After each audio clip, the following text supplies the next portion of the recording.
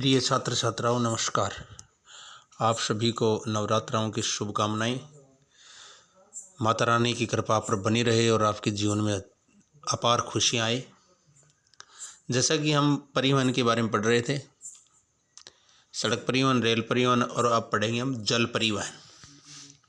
परिवहन के सभी साधनों में सामान्यतः सबसे जल परिवहन है वो सबसे सस्ता और सुलभ साधन है। जलमार्ग नदियों, झीलों, नहरों तथा समुद्रों से होकर जाते हैं। जलमार्ग के निर्माण के लिए विशेष धन नहीं व्यय करना पड़ता है। यद्यपि पोताश्रयों के निर्माण, पोतों को ठहरने के जो स्थान होते हैं पोताश्रय, जलमार्गों को गहरा करना एवं सुरक्षित रखने के पर्याप्त कुछ धन व्यय होता है, खर्च होता है। नौकाएं, स्टीमर, जलपोत, जलयान आदि जल परिवहन के प्रमुख साधन हैं। सामान्यतः सस्ते और भारी पदार्थ, कोयला, लौह अयस्क, लौह इस्पात, सीमेंट, अनाज आदि को ढोने के लिए जलयानों का प्रयोग किया जाता है। नदियों तथा झीलों में जल की गहराई और मात्रा के अनुसार नौकाएं तथा छोटे बड़े जलपोत भी चलते हैं। जल परिवहन को दो वर्गों में विभक्त किया जा सकता है। आंतरिक जल मार्ग मतलब देश की सीमाओं के अंदर, और समुद्री या महासागरीय जल मार्ग। देखो यूरोप के कुछ आधुनिक बंदरगाह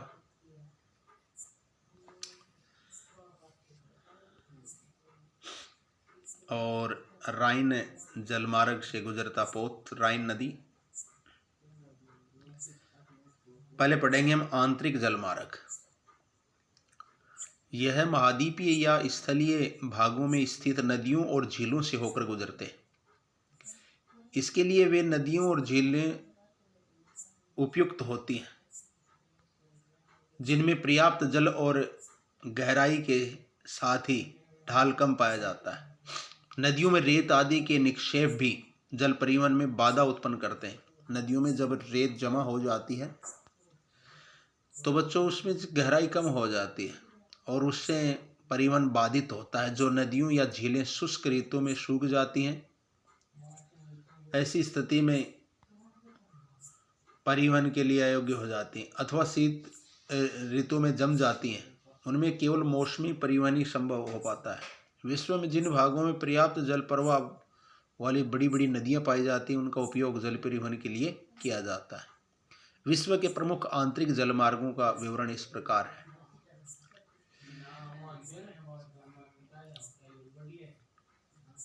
ये राइन जलमार्ग दिया है बच्चों, राइन नदी का। और उसके बाद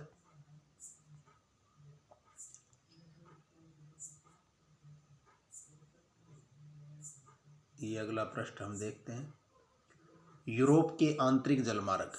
पहले हम यूरोप महाद्वीप के जो आंतरिक जलमार्ग उनके बारे में पढ़ेंगे।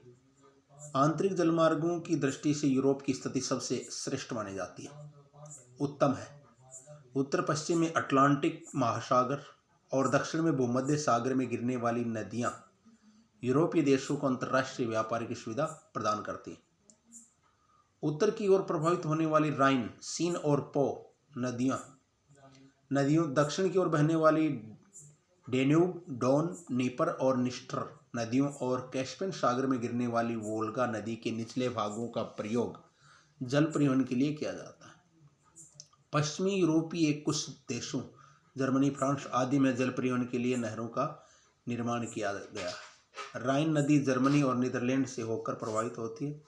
रूर नदी पूर्व में राइन में मिलती है, जो संपन्न कोयला क्षेत्र है, जो रूर कोयला क्षेत्र है जर्मनी का, वहाँ से प्रभावित होती है। यह जलमार्ग विश्व का अत्यधिक प्रयोग में लाया जाने वाला जलमार्ग है। फिर उसके बाद पढ़ेंगे हम उत्तरी अमेरिका के आंतरिक जलमार्ग। ये कल की क्लास में पढ़ाएंगे। धन्यवाद।